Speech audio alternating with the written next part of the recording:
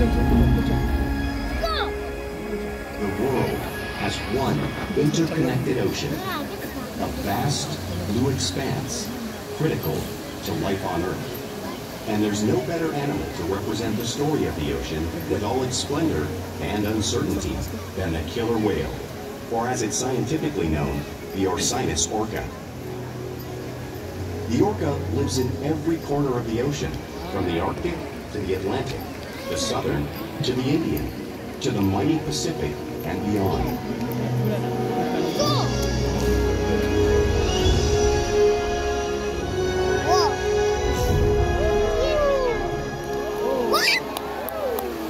This whale story is the ocean's story. What in the world did they just do? Share.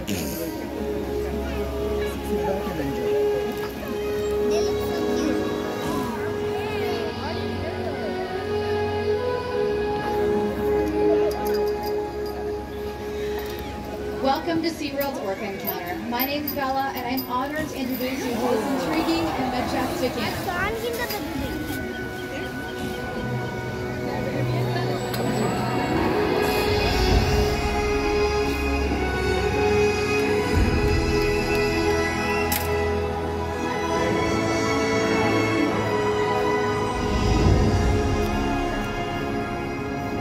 There's nothing like seeing a killer whale up close and learning about them and their natural behaviors.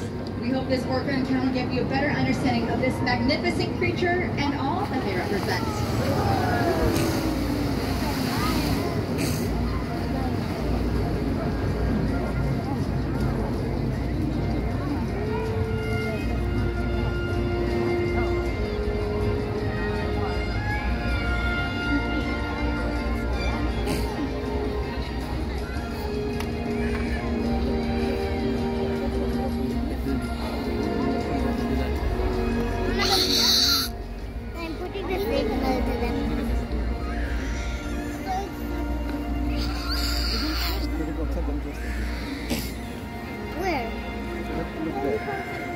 While they are found in every ocean, orcas living off the coast of Iceland are quite different than those near Costa Rica. In fact, there are at least 10 types or ecotypes of killer whales. An ecotype describes the differences between killer whales' size, physical form, prey, social structure, and habitat. As you can see, the differences are subtle, but noticeable when compared side by side. Orcas are adapted perfectly to their environments. And even the whale's black and white coloration has a purpose. The dolphins are born It into camouflages orcas. the outline of their bodies in the water, making it easier for them to surprise and catch their prey. Turn into these. The dolphins turn into those.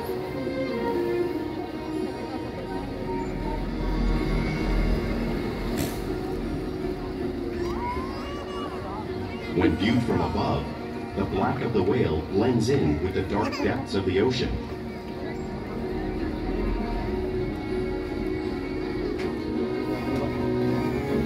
Where's that? When viewed from below, the orca's white bellies match the brighter surface of the water, blending with the light above, giving them the perfect camouflage.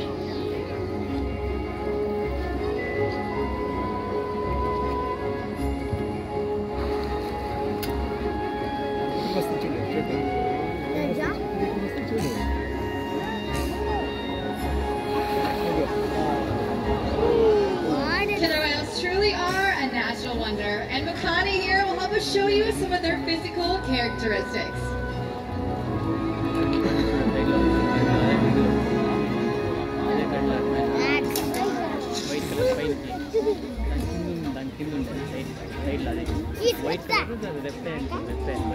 Their blowhole is perfectly designed for getting a quick breath of air at the surface of the water.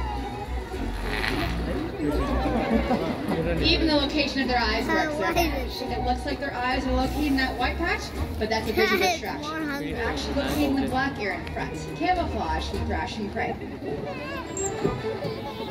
The fin on top of the whale's back is called a dorsal fin, which helps stabilize them as they swim and helps regulate body temperature. It's kind of a human.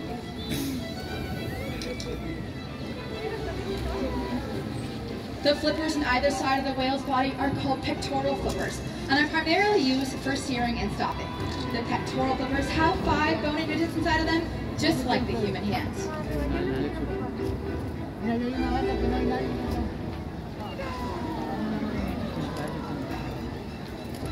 The lobes on either side of the tail are called flukes and are the killer whale's engine, propelling with speeds as fast as 30 miles per hour, which can be as fast as some of our speedboats. And killer whales swim the fastest and use the most power when they're propelling the nearly 10,000-pound bodies all the way up and out of the water.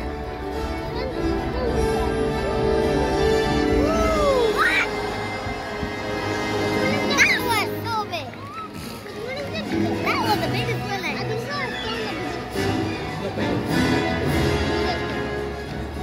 They look hungry. Wow!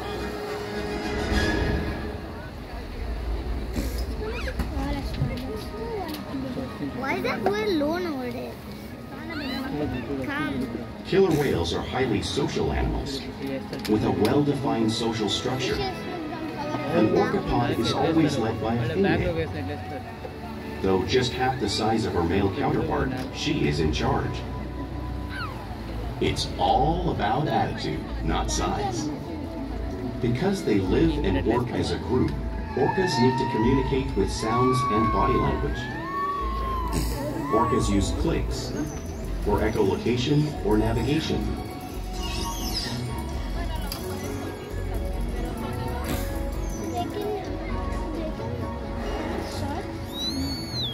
Whistles to socialize in the pod.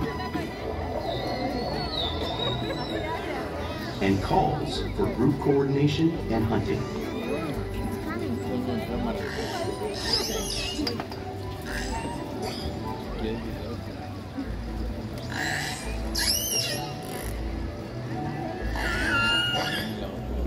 Vocal development studies here at SeaWorld show that early on, calves learn vocalization from their mothers. But as they grow, they learn from others close to them as well. This is a bottlenose dolphin call that Shuka learned and even taught other killer whales here at SeaWorld.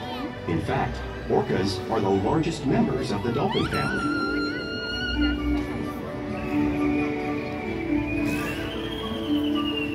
So their babies are dolphins? Whales here and in the wild use vocalization to communicate all the time. Like all animals, killer whales use body language as a form of communication. Did you know that? They'll use A pectoral dolphin slaps to show dominance It or made to get them over. super. For example, a mother may use pectoral slap if her calf's her attention.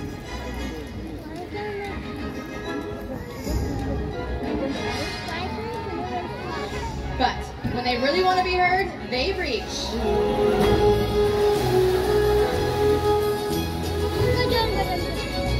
That's the biggest slap.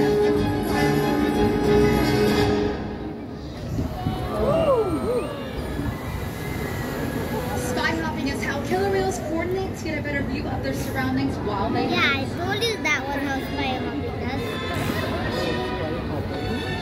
I heard about that already. But that one's spy hop. They like have to go this way. That's doing it. That do. Good job. What happens when I do this? Fluke slaps are another form of communication utilized in the wild and right here at SeaWorld.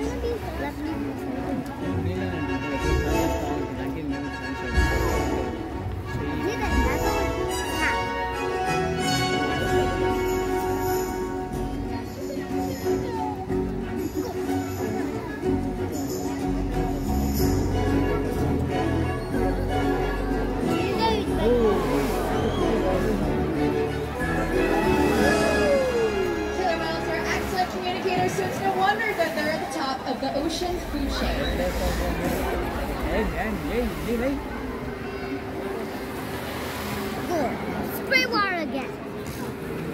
Killer whales work together to rear their young, protect their fawn, and most importantly, soothe and catch their prey. Every day they cooperate to survive in the wild oceans of the world. The orca's hunting techniques are as varied as the whales themselves. Norwegian killer whales will circle herring, herding them together. The whales use sounds to coordinate with each other and to disorient the herring. With the fish confused and contained, the whales stun them with their powerful tail clips, making for an easy meal.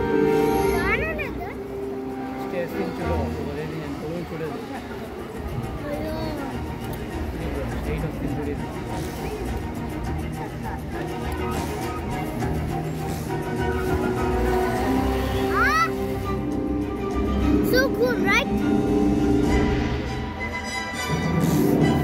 Go!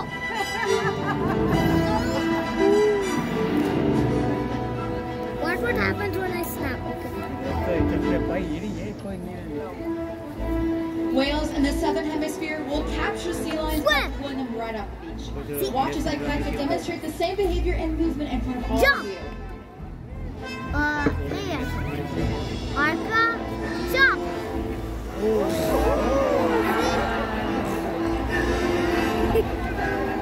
Now I got it. Arca, jump! Antarctic orcas will actually create waves that wash over floating ice, knocking unsuspecting seals into the water. Watch as Makani shows you this wave-making technique at the front of the pool area, demonstrating one of the many complex and intriguing hunting abilities killer whales have developed all around the world. Hey, Birdie, stop! You're so naughty.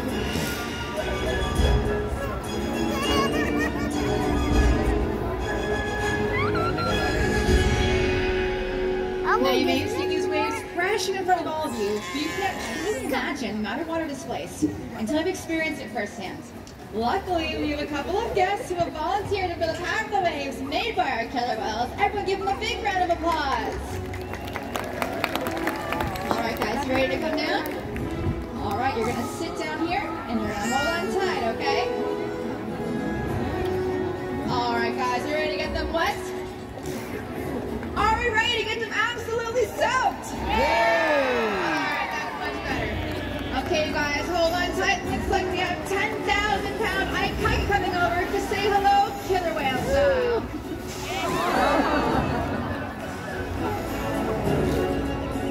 I think we can do a little bit better than that. Are we ready for more water? Alright, that wasn't enough, you guys. Alrighty, guys, keep holding on tight, okay? Blast them again. Great job! Because killer whales live in every part of the ocean, it's no surprise that they eat all types of prey, including other whales. Great job, you guys. The blue whale on the screen behind me is the largest animal on Earth. It is 5 times larger and 50 times heavier than a killer whale. So how does a whale the size of Ikaika and Makani train a whale that size in the wild? Well, it's all because killer whales are the ultimate team players.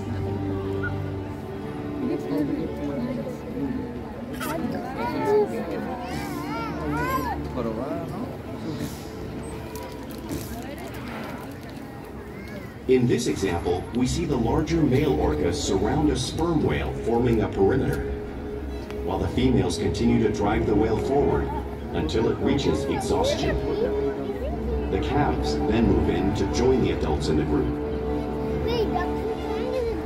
Whatever their prey, killer whales always cooperate and hunt together, making them a highly successful predator.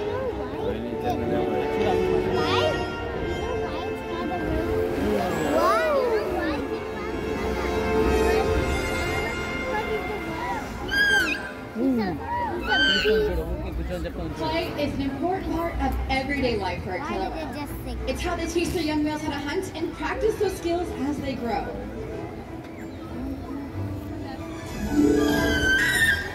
You'll see whales in the wild showing an interactive and playful side. We see it here at SeaWorld all the time.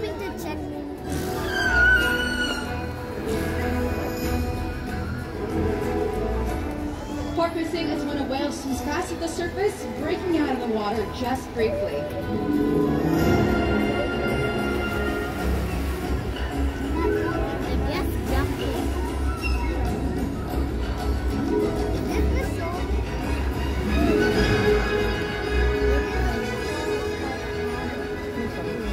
You'll see them do this when catching a ride in the wake of a boat, or even when surfing in a wave.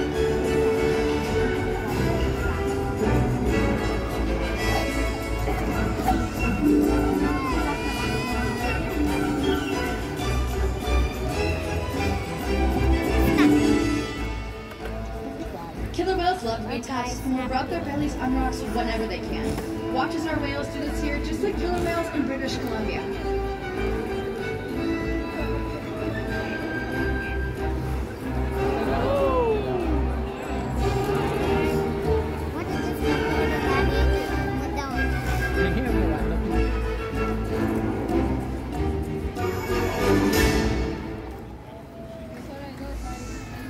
You'll see whales in the wild imitating and learning from each other. We see it here at SeaWorld all the time.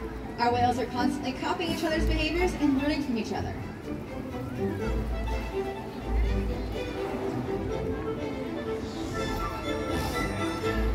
I wanted it to be. Oh.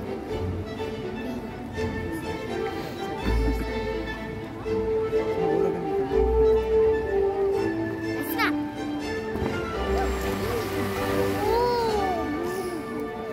It just kicked the fountain. Playful behavior has its purpose. A tail whip is utilized in hunting to stun fish, but today our whales might just be stunning all of you.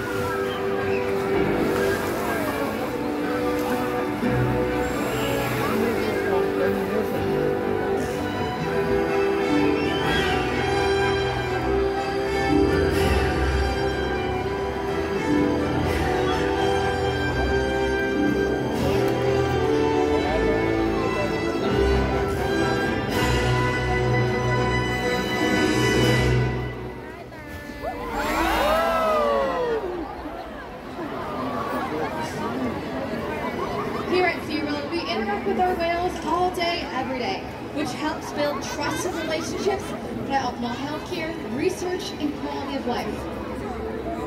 Our whales here take an active role every day in their own health and well-being.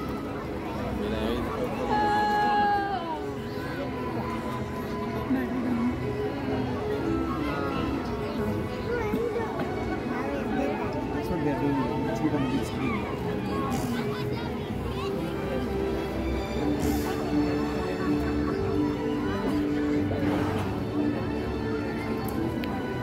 We can also ask our whales to slide out on a scale just as orcas doing on screen to help monitor their weights.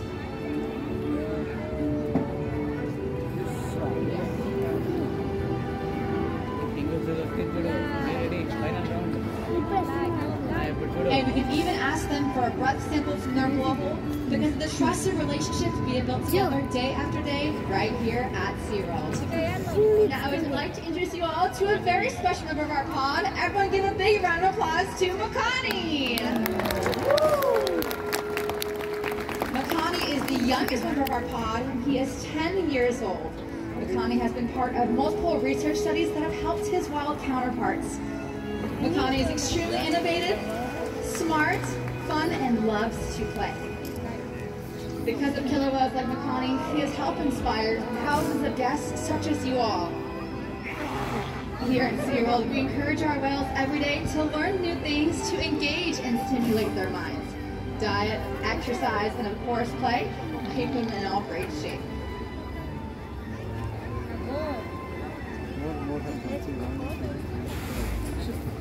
The whales here at SeaWorld have helped killer whales in the wild by participating in many research studies. One ongoing study monitors the whale's heart rate and breathing to understand how marine noise pollution from ship engines and other sources affect wild populations. In another study, scientists from NOAA, the National Oceanic and Atmospheric Administration, took measurements of the killer whales living here, including pregnant whales. By comparing these measurements with drone footage of killer whales in the wild, scientists are able to monitor the wild population's nutritional and reproductive status. Other research has been done here at SeaWorld on the mother whale's milk composition.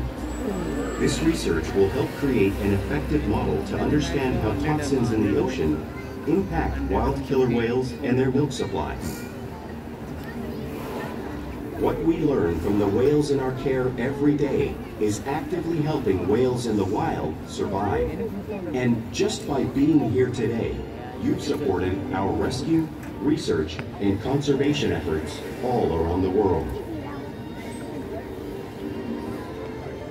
If we work together, like the killer whale, we can protect the future of the Orcinus orca and this beautiful planet that we all share.